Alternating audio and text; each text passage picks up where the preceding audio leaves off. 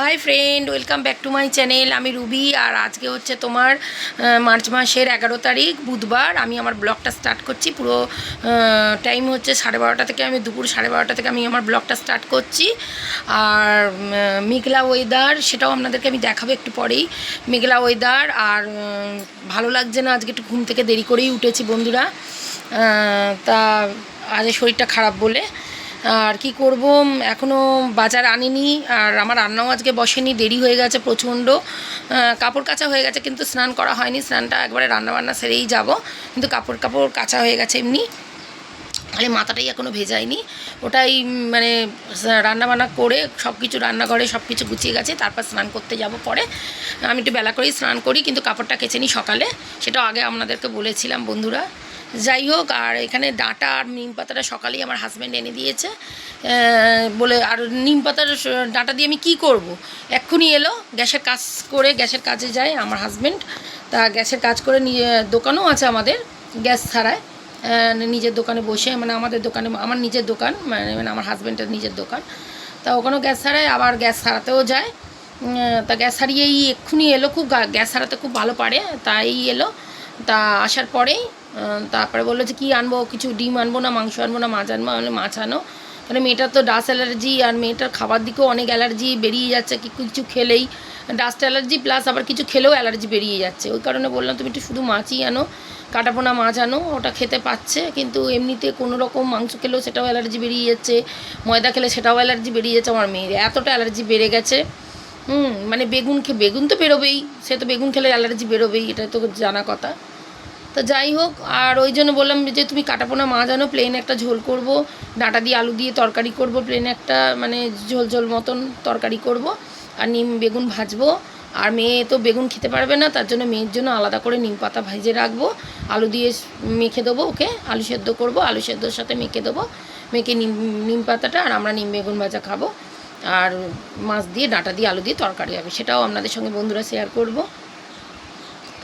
আর কি বলবো, মানে আমার মাথার এত যন্ত্রণা করছে, মানে সর্দি কাশি হয়েছে, তারপরে সর্দিতে আর কি, কাশি হয়নি, সর্দিতে এত মাথাটা যন্ত্রণা ধরে রয়েছে অনেক। আজকে একটু বেলা হয়ে গেছে ঘুম থেকে উঠতে, তার মধ্যে ছেলে আর একটা স্কুলে পড়তো, সেই স্কুল থেকে ট্রান্সফার করে দিয়েছি অন্য স্কুলে, কেননা ওখানকার ম্যাম স্যারেদের ব্যবহারটা ঠিক আমার ভালো লাগছিল না, মানে রুডলি ব্যবহার, গার্জেনদের সঙ্গে খুব বাজে ব্যবহার করে, সমস্ত গার্জেনদের সাথেই। তা যাই হোক, আমার অনেক দিন থেকে ইচ্ছা ছিল যে এই স্কুলটা ছাড়িয়ে দেবো। তা আমি ছেলে 6 পর্যন্তই পড়লো ওয়ান থেকে, খুবই ভালো স্কুল ছিল। এই স্কুলটার আগে নামও অনেক ছিল, এখনও আছে, কিন্তু স্যার ম্যামেরা যে ভেতরে ভেতরে কতটা মানে বাজে ব্যবহার করে ফেলে গার্জেনদের সাথে, সেটা তো যাদের মানে ছেলেমেয়েরা পড়ে তাদের গার্জেনরাই ভালো করে এটা জানে। তা যাই হোক, আমি সেটা স্কুলের নিন্দাও করছি না, কিছু না, কিন্তু আমার পছন্দ হয়নি। আমি আমার ওই স্কুল থেকে ট্রান্সফার করে আমি ছেলেকে অন্য স্কুলে দিলাম। তার ছেলে এখনও ড্রেস ফ্রেস কেনা বাকি আছে, ওটা কিনে ওর বাবা কালকে ভর্তি করে দিয়ে স্কুলে, অন্য স্কুলে।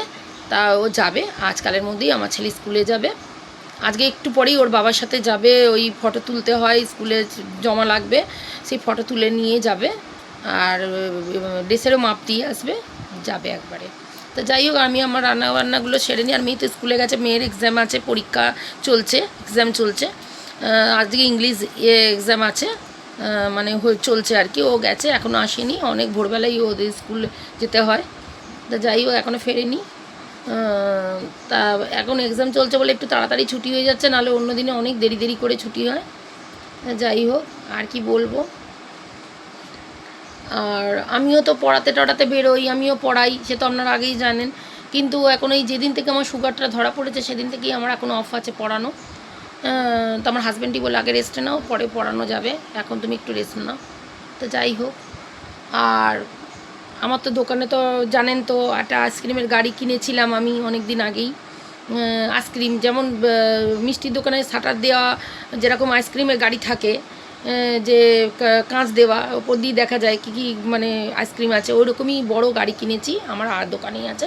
কোনো সময় দোকানে গেলে সেটাও আপনাদের সঙ্গে আমি শেয়ার করবো যে আমি কীরকম আইসক্রিমের গাড়িটা কিনেছি। তো যাই হোক, আর আমার মাও একটু আগে এসেছিলো, আমার বাবার ফটো দিয়ে গেছে। আমার বাবার ফটো, বড় বড় ফটো একটা ল্যামিনেশন করেছিলাম, ওই ফটোটা আমার ভাইও করেছিল ল্যামিনেশন, ওটা ভাইয়ের ঘরে একটা আছে, একটা আমার ঘরে দিয়ে গেল আজকে। আমার মা অনেক দিনই করে হয়েছিল, সেটা ভাইয়ের ঘরেই পড়েছিল এতদিন, মাকে বলেছি নিয়ে আসো, তো মা দিয়ে গেল এক্ষুনি। আর মা একটুখানি নিম বেগুন কী সব কিনতে গেল, কেন ওটা বলে নিয়ে তারপর তোর বাড়িতে আসে, কেন আমার তো একদম বাড়ি আসতে গেলে বাজার পড়ে সামনেই, অনেক বড় বাজার পড়ে, সেই বাজার পেরিয়ে তারপরে আসতে হয় আমাদের বাড়ি। আমার বাড়ি একবারে গঙ্গাঘাটের কাছেই। তো যাই হোক, আর কি বলবো, আমার মানে ঘর থেকে পর্যন্ত গঙ্গার ঘাটটা দেখা যায়। এখন গাছপালার জন্য একটু আড়াল হয়ে গেছে, যাই হোক তাও দেখা যায় গঙ্গার ঘাট। তো যাই হোক, আমি আবার পরে কথা বলছি, ঠিক আছে বন্ধুরা। কীরকম মেঘলা ওয়েদার, একটুও রোদ্দুর ওঠেনি, দেখুন এটা মেঘলা ওয়েদার হয়ে আছে।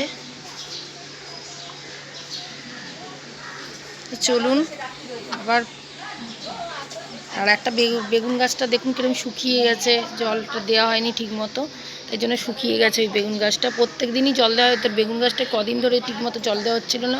আর একটা বেগুনও হয়েছে, ওর ভেতরে রয়েছে, দেখাতে পাচ্ছি কিনা জানি না কত দূর। চলুন, এরকম মেঘলা ওয়েদার, আর বেগুনটা এখনও পারিনি, ওটা দেখি আমার হাজব্যান্ডকে জিজ্ঞেস করি পারবো কি না। আগে একটা পেরেছিলাম, সেটাও আপনাদের সঙ্গে বন্ধুরা শেয়ার করেছিলাম, পরে বলছি সরি আগে। যাই হোক, আবার পরে কথা বলছি। দেখুন বন্ধুরা, আমার ছেলে আম কুড়িয়েছে।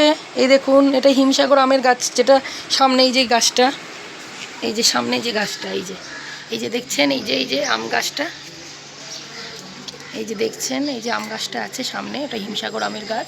আর এই দেখুন কত আম কুড়িয়েছে, দেখুন ছেলে ছোট ছোট আম কুড়িয়েছে, বলছে মা আম তেল করবে, আম কুড়িয়েছে। এখনও আরও অনেক আম, ছোট ছোট আম পড়ছে গাছ থেকে, সব ছোট্ট ছোট্ট আম একদম। আর এই আমের গাছে অনেকেই আমাদের এখানের সব আম তেল করে, আচার করে, কত কিছু করে আম দিয়ে বানায়, আমিও বানাই আম তেল। তার আগের বছরও আম তেল আচার সব আমি বানিয়েছিলাম। তা আর একটা আম গাছ আছে ওইদিকে, ল্যাংড়া আমের গাছ, ওই যে দূর থেকে দেখা যাচ্ছে, এই যে দূর থেকে দেখা যাচ্ছে, দেখুন বন্ধুরা,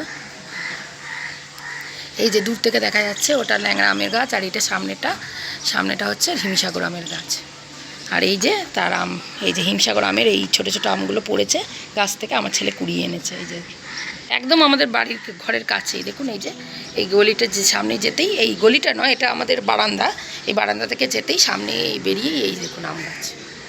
মানে যে কত আম পড়বে তার কোনো ঠিক নেই, আর একটু বড় হলে কত আম ঝরবে। তারপর ঝড় বৃষ্টি হলে তো কথাই নেই, আম পড়তেই থাকবে। তো যাই হোক, চলুন, প্রচুর আম, আমাদের যেই শোনে সেই বলে একটু আম দিবি, হ্যাঁ আম হলে আম দিবি, ঠিক আছে।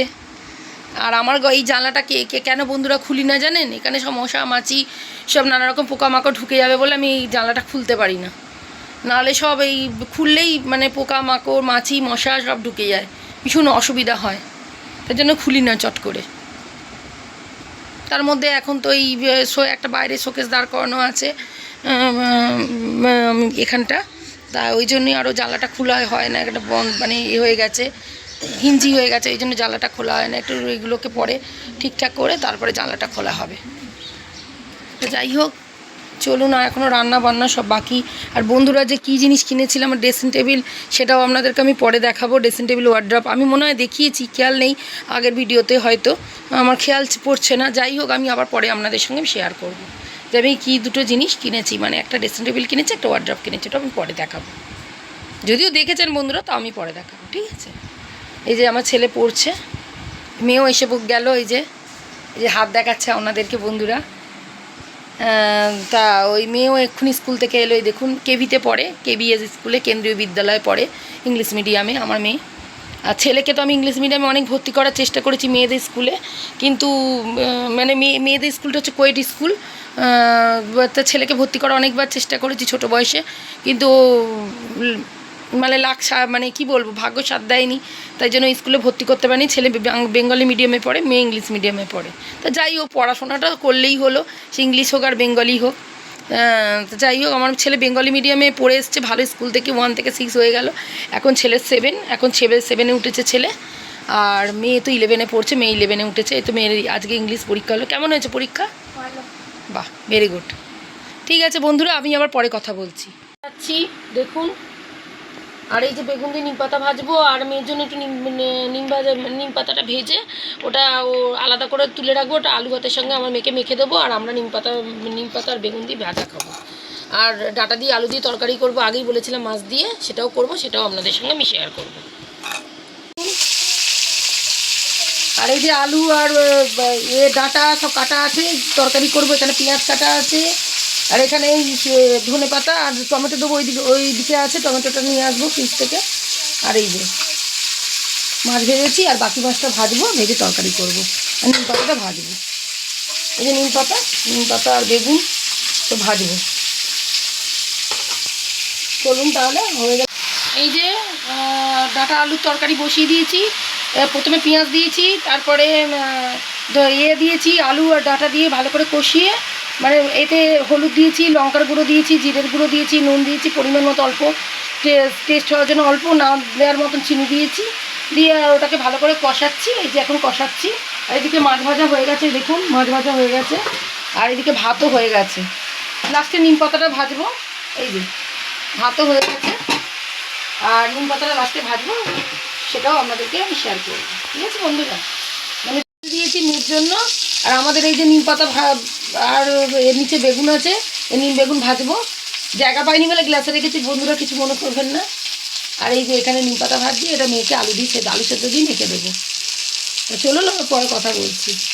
নিম বেগুন ভাজছি, আর এই যে মাছের তরকারি হয়ে গেছে বন্ধুরা। আমি লাস্টে একটু টমেটো দিয়েছি, সেটা আর দেখাতে পারিনি, টমেটো আর ধনে পাতা। আর এই যে নিম বেগুন ভাজছি, এর মধ্যে নুন আর হলুদ 1 ফোঁটা দিয়ে ওটা ভাজলাম। আর মেয়ের জন্য এই যে বলেছিলাম নিম পাতা ভাজবো, এই যে নিম পাতা ভেজেছি আলাদা করে, আমাদের আলাদা করে ভাজা হচ্ছে। তো চলুন আবার পরে কথা। বন্ধুরা কথা বলতে চলে এলাম, এখন সন্ধে হয়ে গেছে। আমি একটুখানি খাওয়া দাওয়া করে শুয়ে পড়েছিলাম, কেননা অনেক সুগারের ওষুধ তো আমার চলে, আর সেই কারণে খেলাম। খেয়েই আর একটুখানি আমি রেস্ট নিতেই আর কখন চোখটা লেগে গেছে, ঘুমিয়ে পড়েছি।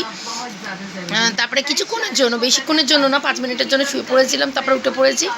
তারপরে একটু চাফা করলাম, ওইটার দেখানো হয়নি। আর সন্ধেবেলায় এখন সন্ধে হয়ে গেছে, তা আমি আপনাদের সঙ্গে কথা বলতে চলে এলাম বন্ধুরা। আর আপনাদেরকে বলে, আমার ছেলে ওই কী বলে ওটাকে কিটক্যাট নিয়ে এসছে, আমাকে বললো যে মা নাও তুমি, ওর আমার ছেলে মেয়ে যা খায় আমাকে একটুখানি না দিয়ে খায় না, তুমি খাও।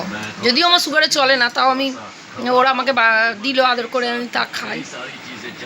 আর আপনাদেরকে আমি বলেছিলাম যে ড্রেসিং টেবিল আর ওয়ার্ডরোবটা দেখাবো, তো সেটা দেখাবো এক্ষুনি। আর আমি এখন ডিসকভারি চ্যানেলে একটু আগে দেখছিলাম। আর যাই হোক, আর সন্ধ্যেবেলা চাটা করলাম, খেলাম একটু আগেই, তা সেটা আপনাদের সঙ্গে আমি এখন শেয়ার করবো। ড্রেসিং টেবিলটা দেখাবো। এই যে ড্রেসিং টেবিলটা আপনাদের বলেছিলাম দেখাবো। এই যে ড্রেসিং টেবিল দেখুন, এই যে ড্রেসিং টেবিল, আর এই ধারে সব কিছু সাদা কোথার জিনিস রেখেছি অল্প স্বল্প, এই যে। আর এই যেখানে ওয়ার্ডরোব, এই যে আপনাদের বলেছিলাম ওয়ার্ডরোবটা দেখাবো, এই যে। তাহলে আমি আমার কেমন লাগলো ড্রেসিং টেবিল আর ওয়ার্ডরোবটা, সেটা কমেন্ট করে জানাবেন। আর আমি একটু ডিসকভারি চ্যানেল দেখছিলাম একটু আগেই, সেটা আগেও বলেছি। আর যাই হোক, আমি আমার ভিডিওটা আর কমপ্লিট করে দিচ্ছি, আর তো সেরকম কিছু বলার কিছু নেই। তাহলে আমি আমার ভিডিওটা কমপ্লিট করছি, আবার পরবর্তীকালে নতুন ভিডিও আনবো। টাটা।